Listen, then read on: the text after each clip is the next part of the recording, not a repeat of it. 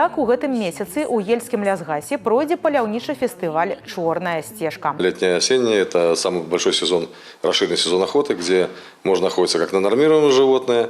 Это тоже лось, олень, косуля. Также можно охотиться на водоплавающую болотную дичь, различные птицы.